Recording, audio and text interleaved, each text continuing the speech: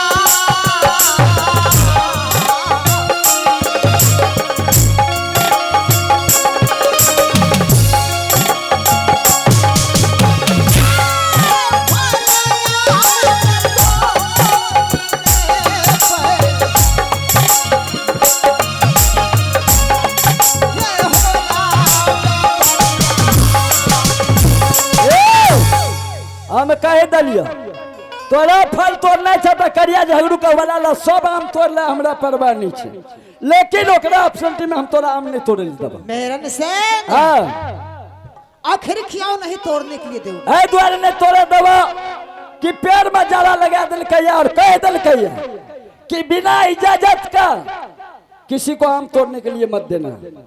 मेरन सिंह, हां मैं किसी से इजाजत नहीं लूंगा। तो हम नहीं तोड़े ले देबो, इसलिए कि इस पैर में इस भदैया पैर है ना, हाँ इसमें मेरा पिता का भी हक है। हक छ तो हमें कहा मना करे छे, लेकिन ओकरा वाला ला फिर तोड़ क्यों कर रहा है तोड़ने से? हमरा कहल के नहीं तोड़े दिले दुआरे। नहीं, मैं तोड़ूंगा। मैं नहीं तोड़े देबो, तोड़ूंगा, नहीं तोड़े देबो, तोड़ूंगा। ऐसा नहीं तोड़े देबो।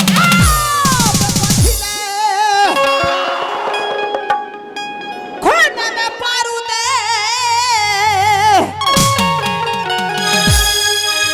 भारे चाहो तो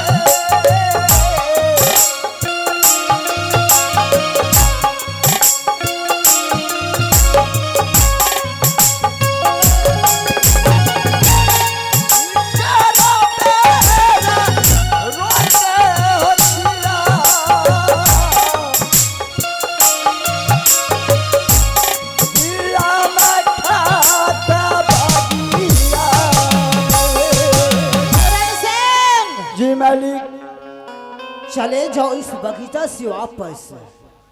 हमें मालिक कहे छे कथी ले बोले से दुश्मनी मोल ले छ दुश्मनी? ये हम नहीं तोड़िए, अगर तोड़ना छ तो मालिक के बोला ले। नहीं, मैं किसी को नहीं बुलाऊंगा, मैं फल तोड़ूंगा। देखा मालिक तब जीत पाड़बा तब बैठ जबे, लेकिन तोरा हम आम नहीं तोड़ दो। फले तोड़ते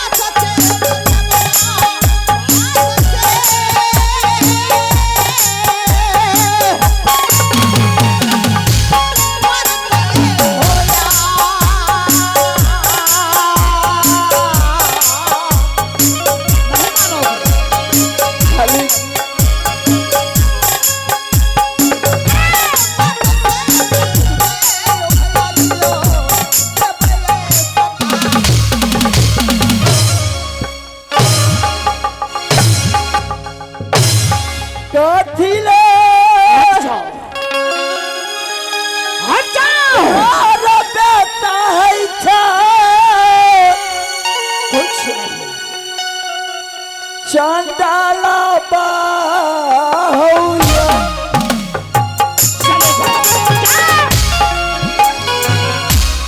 क्या बता देगा?